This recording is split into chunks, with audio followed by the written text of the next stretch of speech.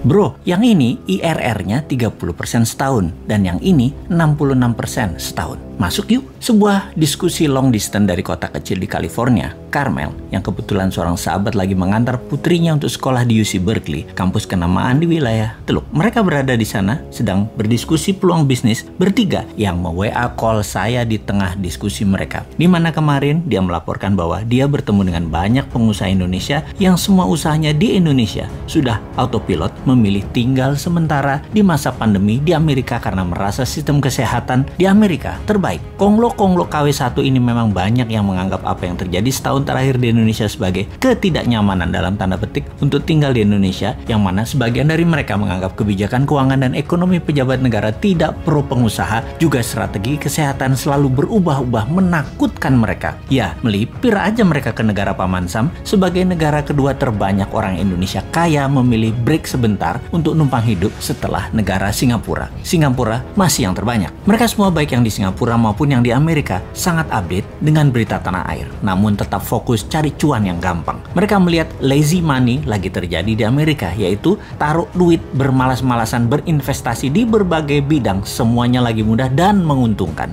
Di sanalah mereka nongkrong. Bener deh, kata mereka, kalau kita mau dapat cuan yang besar ya follow the money, ya ke Amerika sekarang. Maka ketika 3 orang sahabat lagi diskusi, yaitu mereka orang Indonesia yang lagi neduh di Amerika tersebut, menawari peluang tersebut ke saya. Semangat saya yang hampir lesu gara-gara nungguin PPKM menjadi nyala kembali mendengar informasi mereka tersebut. Sungguh menunggu ketidakpastian dengan strategi mingguan kayak dagang tahu bulat digoreng mendadak itu ngeselin. Tiap minggu diperpanjang enggak? Ya diperpanjang dong, masa enggak? Kita ini dalam berdagang perlu kepastian dan hasilnya PPKM diperpanjang terus membuat mati gaya bisnis retail dan kehidupan kelas bawah serta menengah. Padahal sudah pada taat semua di rumah terus. Jujur, dalam hati pernah berkomen, "Bok, sekalian aja PPKM level 10 langsung 2 tahun gitu. Covid pasti mati dan rakyat mati kabeh sekalian." Strategi pejabat goreng dadakan kayak tahu bulat memang mending tinggalin aja nih negara, pergi ke negara yang iklim investasinya baik. Itu kata KW1, KW2, konglomerat itu yang merantau ke negeri orang. Kalau kita mah enggak, cinta tanah air gitu ya. Kemudian dia pun mengingatkan, "Bro, yang IRR-nya 30% ini gila ini mah. 3 tahun udah balik modal, masih punya aset produktif lagi." Saya bertanya melalui konkol suara 4 orang, model bisnisnya bagaimana? Apakah memenuhi semua kriteria kita? Apa enggak? Maka satu orang yang paling top bertanya, "Kriteria kamu semua itu emangnya apaan?" Yang kemudian dijelaskan oleh mitra saya yang mengantar putrinya kuliah di UC Berkeley dengan berkata, "Gini bro, si Bosman ini kalau investasi, dia punya 3 kriteria. Ciri bisnis yang dia suka. 1, disruption. Model bisnisnya harus menggugurkan peraturan-peraturan yang membuat industri tidak efisien.